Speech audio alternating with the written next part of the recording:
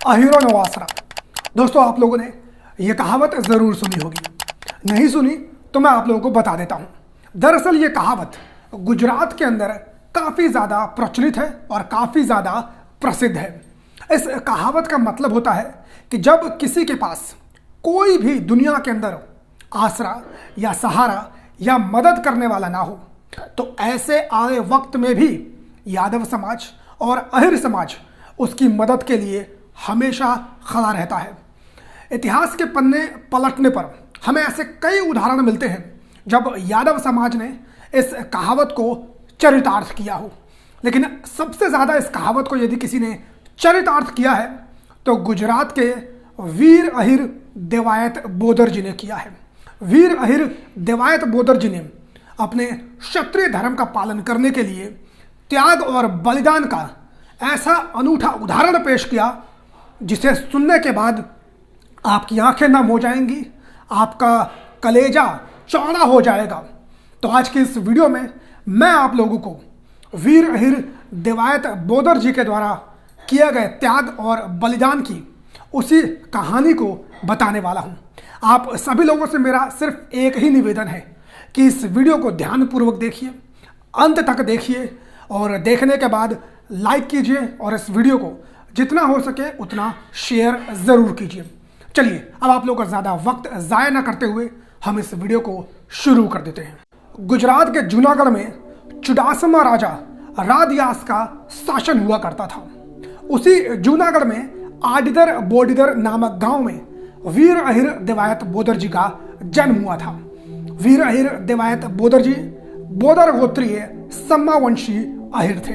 इनकी पत्नी का नाम माता सोनल बाईसा तथा इनकी 2 संतानें थी। पुत्र का नाम उगा और पुत्री का नाम जाहिल था। गुजरात के ही पाटन पर राजपूत राजा दुर्लभ सेन सोलंकी का शासन हुआ करता था। दुर्लभ सेन सोलंकी हमेशा से ही जूनागढ़ के ऊपर गंदी नजर बनाए हुए थे। वो जूनागढ़ के ऊपर अपना आधिपत्य स्थापित करना चाहते थे और इसी उद्देश्य की पूर्ति के लिए एक दिन सोलंकी राजपूत राजा दुर्लभ सेन ने जूनागढ़ के ऊपर हमला बोल दिया। भीषण युद्ध हुआ जूनागढ़ और सोलंकी राजपूत राजा के बीच में। इस युद्ध में धोखे से सोलंकी राजपूत राजा ने चुडासमा राजा रादियास को पराजित कर दिया और उनकी हत्या कर उनके राज्य के ऊपर अपना शासन काबिज कर लिया। जैसे ही सोलंकी राजपूत राजा ने जूनागढ़ के ऊपर अपना आधिपत्य स्थापित कर लिया, रादियास की सारी रानियों ने जौहर कर अपनी जान दे दी, क्योंकि ऐसा कहा जाता है कि सोलंकी राजपूत राजा बेहद ही क्रूर था। अपने सम्मान की रक्षा करने के लिए रादियास की रानियों ने अपनी जान दे दी, जौहर कर लिया। रादियास की एक पत्नी गर्भवती थी और वो किसी भी कीमत के ऊपर अपने बच्चे की जान बचाना चाहती थी और इसीलिए वो महल से भाग निकली। महल से भागने के बाद उन्होंने एक बच्चे को जन्म दिया, जिसके बाद उन्होंने एक दासी को बुलाया और उस दासी से कहा कि इस बच्चे को आडिदर बोडिदर नामक गांव में मेरा एक धर्म भाई रहता है, उसे सौंप देना और कहना कि इसे पाल पोस कर बड़ा करे और जूनागढ़ के सत्ता पर काबिज करे। रानी का यह संदेश लेकर वो दासी आडिदर बोडिदर गांव में वीर अहिर देवायत बोदर के पास पहुंची। वीर अहिर देवायत बोदर ने उस नवजात बच्चे को अपनी पत्नी माता सोनल बाईसा को सौंपते हुए कहा कि इस बच्चे का लालन पालन अपने ही बच्चों की तरह करना। जिसके बाद उन्होंने इस बच्चे का नाम रा नवघड़ रखा। तीनों बच्चे जाहिल, रा नवघड़ और उगा, तीनों की उम्र लगभग एक जैसी ही थी, हम उम्र थे।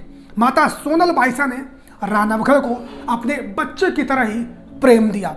यहाँ तक कहा जाता है कि उन्होंने अपनी पुत्री जाहिल का दूध छुड़ा दिया, जिससे कि रा नवघड़ को वो अपना स्तनपान करा सके। देखते देखते ये तीनों बालक बड़े होते चले गए।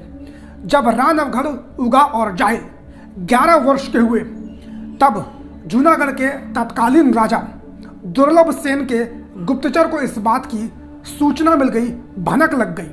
उसको यह मालूम चल गया कि रा नवघड़ अभी भी जीवित है और वो देवायत बोदर के पास पल रहा है। जिसके बाद जूनागढ़ के तत्कालीन राजा सोलंकी राजपूत को उसने सूचना दे दी। सूचना जैसे ही सोलंकी राजपूत को मिली, उसने तुरंत देवायत बोदर को दरबार में पेश होने के लिए कहा। राजा का आदेश सुनने के बाद देवायत बोदर तुरंत दरबार में पेश हुए। सोलंकी राजपूत राजा ने वीरहिर देवायत बोदर से पूछा कि क्या यह बात सत्य है? क्या तुम्हारे पास अभी भी जूनागढ़ के राजा रादियास का पुत्र रानवगढ़ है? देवायत बोदर ने मामले की गंभीरता को समझते हुए सत्य बोलना ही उचित समझा। देवायत बोदर ने कहा कि जी हाँ, मेरे पास रादियास का पुत्र रानवगढ़ अभी भी जीवित है, मैंने उसका लालन पालन किया है। जिसके बाद सोलंकी राजपूत राजा दुर्लभ सेन ने रानवगढ़ को दरबार में पेश करने का आदेश दिया। वीरहिर देवायत बोदर ने कहा कि मैं अभी पत्र लिखकर रानवगढ़ को दरबार में पेश करता हूं। देवायत बोदर ने अपनी पत्नी माता सोनल बाईसा के नाम एक पत्र लिखा, जिसमें कहा कि रानवगढ़ को दरबार में सैनिकों के साथ पेश किया जाए, लेकिन रा रख कर बात करना। दरअसल रा रख कर बात करना ये एक कोड वर्ड था, जिसको माता सोनल बाईसा समझ गई, जिसके अनुसार देवायत बोदर जी ने कहा था कि रानवगढ़ के बदले उनके पुत्र उगा को रानवगढ़ बनाकर वो दरबार में पेश करें। माता सोनल बाईसा ने भी ठीक ऐसा ही किया। उन्होंने अपने पुत्र उगा को रानवगढ़ की जगह दरबार में पेश कर दिया। लेकिन दुर्लभ सेन सोलंकी राजपूत राजा को अभी भी विश्वास नहीं था। उसको शंका हो रही थी कि कहीं ये कोई और तो नहीं है, और इसी शंका को समाप्त करने के लिए सोलंकी राजपूत राजा दुर्लभ सेन ने वीरहिर देवायत बोदर से कहा कि वो अपनी तलवार से इस लड़के का, इस बच्चे का सर धड़ से अलग कर दें। दरअसल दुर्लभ सेन राजा ये सुनिश्चित कर लेना चाहता था कि ये रानवगढ़ ही है, कहीं कोई और तो नहीं, क्योंकि वो जानता था कि अगर ये बच्चा रानवगढ़ नहीं होगा, देवायत बोदर के खुद का बच्चा होगा, तो कभी भी एक पिता अपने पुत्र की हत्या, अपने पुत्र के सर को उसके धड़ से अलग नहीं करेगा। लेकिन देवायत बोदर को अपने क्षत्रिय धर्म का पालन करना था।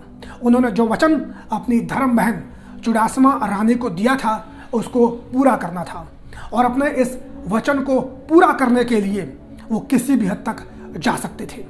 देवायत बोदर ने तुरंत अपने शमशीर से तलवार को निकाला और अपने ही बच्चे उगा के सर को उसके धड़ से अलग कर दिया।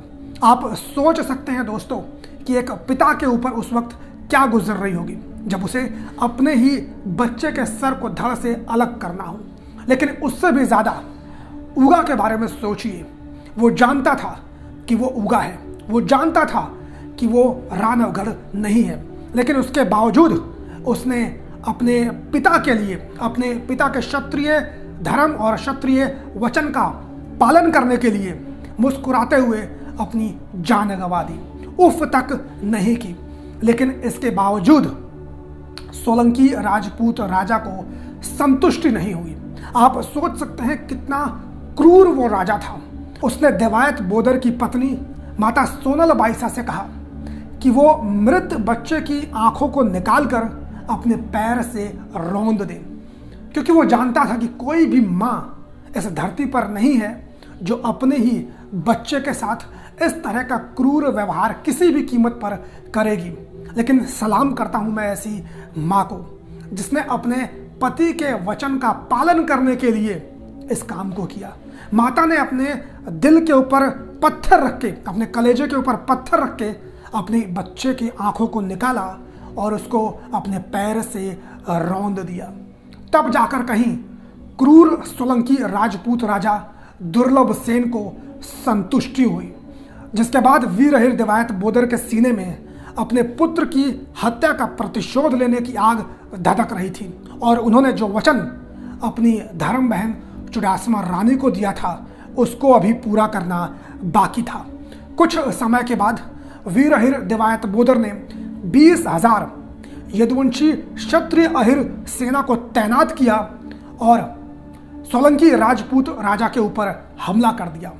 भीषण युद्ध हुआ यदुवंशी क्षत्रियों में और सोलंकी राजपूतों के बीच में, जिसमें वीरहिर देवायत बोदर को विजय प्राप्त हुई, जिसके बाद उन्होंने सोलंकी राजपूत राजा की हत्या कर अपने पुत्र की मृत्यु का प्रतिशोध लिया और एक बार फिर से जूनागढ़ की गद्दी के ऊपर रादियास के पुत्र राणावगढ़ को बैठा दिया। मैं सलाम करता हूं ऐसे यदुवंशी क्षत्रिय अहिर वीर अहिर देवायत बोदर जी को, जिन्होंने अपने क्षत्रिय धर्म का पालन करने के लिए अपने पुत्र का बलिदान कर दिया। और सलाम करता हूं ऐसी क्षत्राणी वीर अहिर क्षत्राणी माता सोनल बाईसा जी का, जिन्होंने अपने पति के वचन का मान रखने के लिए अपने पुत्र की आंखों को निकालकर उसको अपने पैरों से रौंद दिया। ये काम करने के लिए बहुत बड़े कलेजे की आवश्यकता होती है और ये काम केवल क्षत्राणी ही कोई कर सकती है। दोस्तों, ये वीडियो आप लोगों को कैसी लगी कमेंट करके अपनी राय जरूर दीजिएगा और इस वीडियो को शेयर जरूर कीजिए। मुलाकात करूंगा किसी और वीडियो में, तब तक के लिए बहुत बहुत धन्यवाद। जय हिंद।